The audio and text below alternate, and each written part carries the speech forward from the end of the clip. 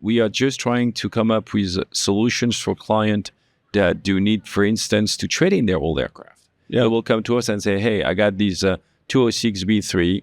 I'm looking at this H125 that is about 10 years old. Could you trade in right away? Well, we'll take the aircraft on trade, cut him a check, just settle the balance and go. So we are trying to make it easy for people. Welcome to Hangar X Studios, where former fighter pilot and host John Ramstead takes us on a journey across aerospace as it enters an historic period of innovation and transformation. Our guests include aviation experts, pilots, financiers, military leaders, and innovators of all types. Buckle up for another episode of Hangar X.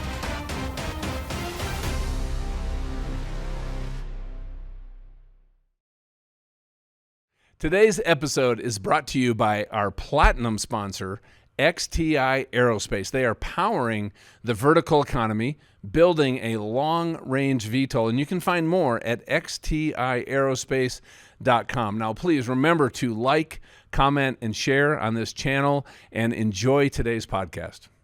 Welcome to the Hangar X Studios podcast, and we are live at Verticon.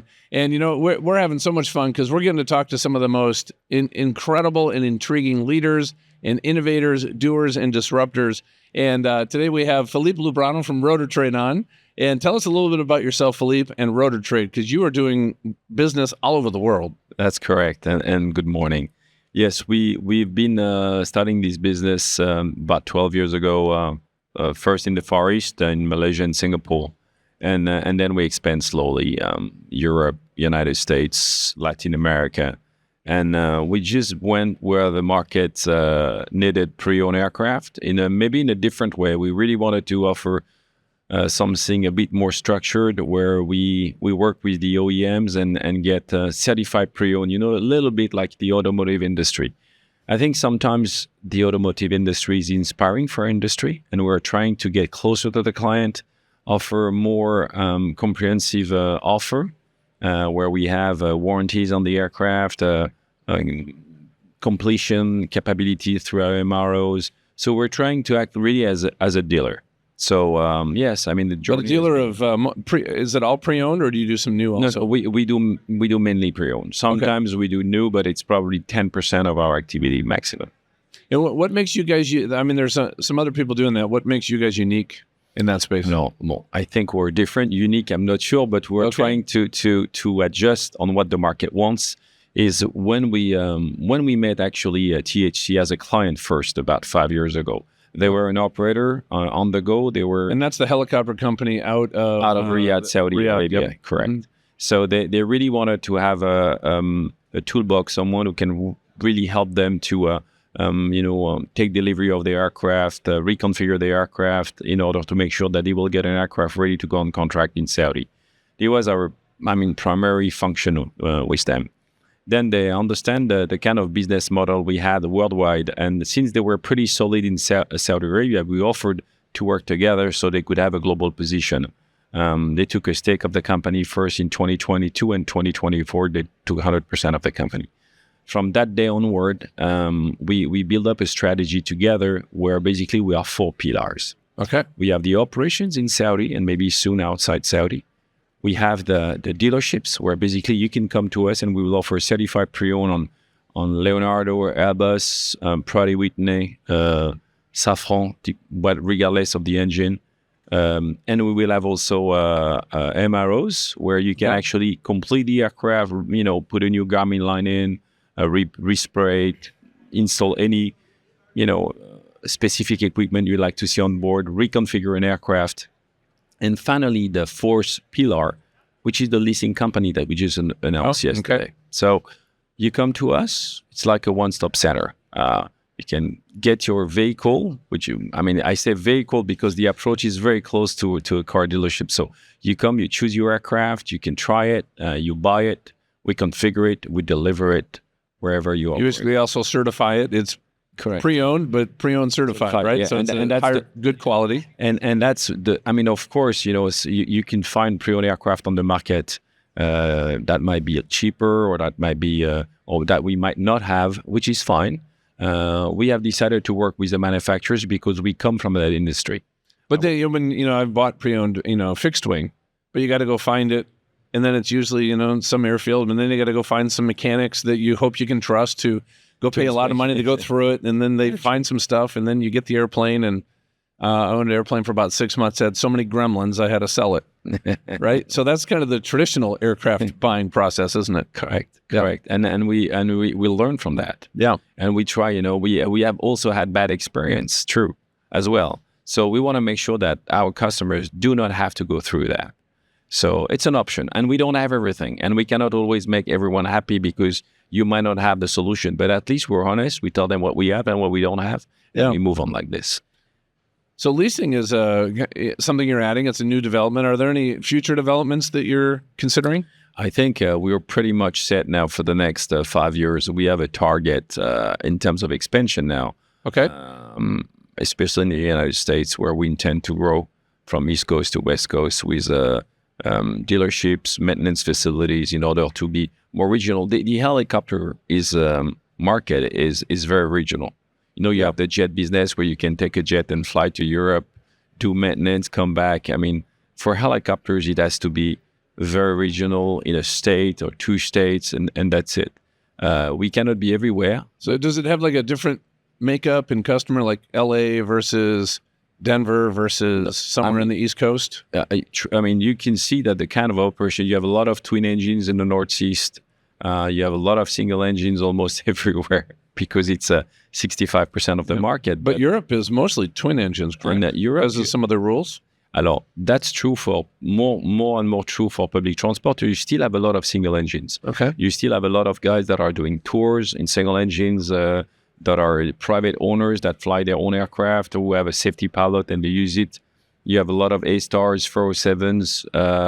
Even the 119 is pretty much used on the single engine market. So all of that is existing already. And then you have the legacy fleet. You have guys that love 206ers and they still fly them. Yeah, I've seen old 350Bs flown as well. So for us, we are just trying to come up with solutions for clients that do need, for instance, to trade in their old aircraft. Yeah, they will come to us and say, hey, I got these 206B3. I'm looking at this H125 that is about 10 years old. Could you trade in right away? Well, we'll take the aircraft on trade, cut him a check, just sell the balance and go. So we are trying to make it easy for people. Yeah, it's like the Carvana of helicopters. No, exactly. I love that. Why do you want to make it more complex when you can make it pretty straightforward?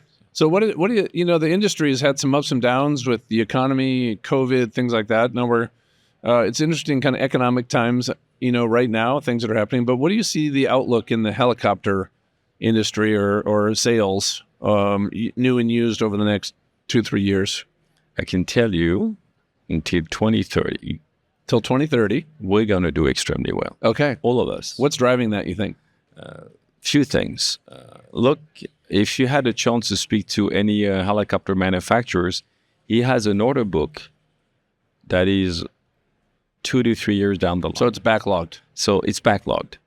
Look at 2024, the performance they had in terms of delivery. They had record sales, and it's not going to stop. Why? Because the demand is getting higher. Look at you have geopolitical challenges, safety, crisis, earthquake, floods, border patrol, you name it, you have it. So, and there is only a number of aircraft you can manufacture a year. So what's going to happen is for the next 3 to 4 years, you're still going to have long lead times on new products. So when you have a contract, when you have a job to do, and you can't have access to an aircraft immediately, what do? You go to the pre-owned market, or you go to a leasing company if they have any aircraft available. Well, we saw that during Hurricane Helene in North Carolina. There was a huge lack of helicopter assets, and they were just limited. True, but there is another challenge there. Is if you have an event like this and you need to mobilize a massive number of helicopters only when it happens, is what do you do the rest of the year? So that's also a challenge, and that's not for me to say, but it's the challenge of every government around the world. When you elect a government, you only complain in the bad times. When everything goes well, you don't say anything. That's true. So But what I know is you have also a process of the aging. Look at all the military around the world. You have massive aircraft that are 30, 40 years old. They have to replace them. And when you have tensions, everybody realizes, oh, I need to protect my country. I need to protect my people. I need to support my people. So in that case, they're going to start to order aircraft. And they don't order 1 or 2 helicopters. They order 10, 20. And the capacity, I think the Airbus delivery last year was about 300. If you go to Leonardo, it's probably a bit less, but it's in 200. Or 250. But the thing is, I mean, if you have a capacity of 1,000 helicopters a year is the maximum, and people need much more than that. So then they go to the pre-owned. I remember post-COVID, you had about 1,600 aircraft for sale around the world, and today it's 1/3 of that. Oh, it is. Yes. And it's changing all the time, and some people decide to they don't even list. You walk in a hangar, his aircraft is being maintained somewhere, and the guy says, would you sell your aircraft because I need one? And then they flip it. You know, it's very difficult to monitor, but what I can tell you is vertical lift is everything right now. And when there is a disaster, and you just mentioned a hurricane, but you can have fires, so you need vertical lift more and more. Any fast-growing country who is building infrastructure, they need helicopters more than anything else. So to me, I'm quite confident until 2030, we're going to be doing very, very well. Well, and you were telling me before we hit record, I asked you where you're from. You're like, well, everywhere, because I live on an airplane because you're doing so much. So I got, how are you and the team positioned? Maybe as we wrap up, what does it look like for you in a global context as you're also expanding? I mean, I spend a lot of time on the plane. It's true. I'm in between Asia, the Middle East, Riyadh, because this is where our headquarters is, and also Europe, where we are building a serious industrial facilities to support our fleet development and our dealerships, and Latin America, Mexico. We're going to open in Brazil very soon, and of course the United States, where we are mainly based on the East Coast, but we are expanding to the West and to the Midwest as well. So we're trying to be where we can be, and where we should be is much more than that, because I believe that the number of dealership is going to expand, because I think we have a serious offer now between selling, leasing, and also trading. So hopefully it's going to get bigger, and I'm just going to do what I can to deliver what I'd like my client to receive. So I'll do. I'm guessing you're going to crush that, Philippe. So great to meet you. Thanks for coming over, and look forward to our next conversation. Thank you very much. Okay, thanks. Great day. Thank you.